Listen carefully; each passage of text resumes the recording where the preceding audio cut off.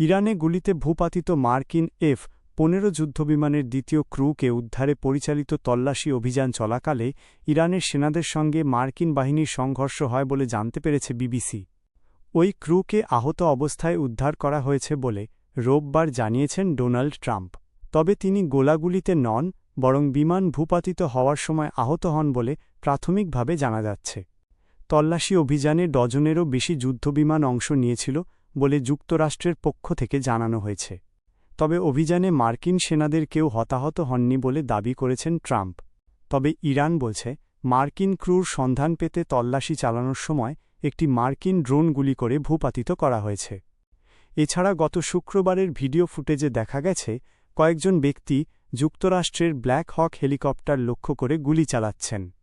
মার্কিন president Donald Trump হুঁশিয়ারি দিয়েছেন যে আগামী 48 ঘণ্টার মধ্যে কোনো চুক্তি না করলে অথবা হরমুজ প্রণালী খুলে না দিলে ইরানের ওপর দোজখের আগুন নামিয়ে আনা হবে।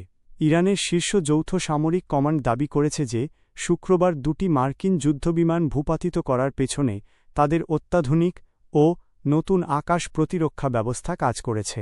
এছাড়া দেশের পাহাড়ি অঞ্চলে বসবাসকারী দুটি যাযাবর গোষ্ঠী দুটি মার্কিন ব্ল্যাক হক হেলিকপ্টারে হামলা চালিয়েছে বলেও ইরান দাবি করেছে। ইরান বলছে বুশেহর পারমাণবিক বিদ্যুৎ কেন্দ্রের কাছে হামলা হয়েছে। এই হামলার পর রাশিয়া সেখানে কর্মরত 198 জন কর্মীকে সরিয়ে নেওয়া শুরু করেছে বলে খবর পাওয়া গেছে। সরকার গণভোটের রায়ের বিরুদ্ধে অবস্থান নিয়েছে এমন অভিযোগ তুলে ঢাকায় বিক্ষোভ সমাবেশ করেছে বাংলাদেশ জামায়াতে ইসলামী ও জাতীয় নাগরিক পার্টিসহ 11 দলীয় নির্বাচনী ঐক্য। জাতিসংঘ নিরাপত্তা পরিষদে হরমুজ প্রণালী সংক্রান্ত একটি প্রস্তাবের ওপর যে ভোট হওয়ার কথা ছিল তা আপাতত স্থগিত করা হয়েছে। ইরানের দক্ষিণাঞ্চলীয় কোহগিলুয়ে ও বোয়ের আহম্মদ প্রদেশে ইসলামিক রেভলিউশনারি গার্ড কোর বা IRGCর একটি উপইউনিট এবং একই প্রদেশের গভর্নর উভয়ই যুক্তরাষ্ট্রের দ্বিতীয় ক্রু সদস্যকে গ্রেফতার করার খবর অস্বীকার করেছেন।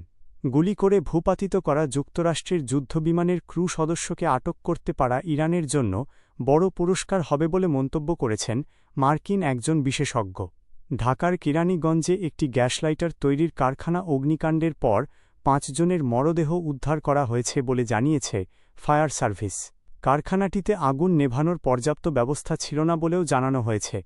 মার্কিন প্রতিরক্ষা দপ্তর পেন্টাগনের প্রকাশিত তথ্যানুযায়ী যুক্তরাষ্ট্র, ইসরায়েল ও ইরানের মধ্যে যুদ্ধ শুরুর পর থেকে এখন পর্যন্ত মোট 365 জন মার্কিনী সেনা অভিযানে আহত হয়েছেন।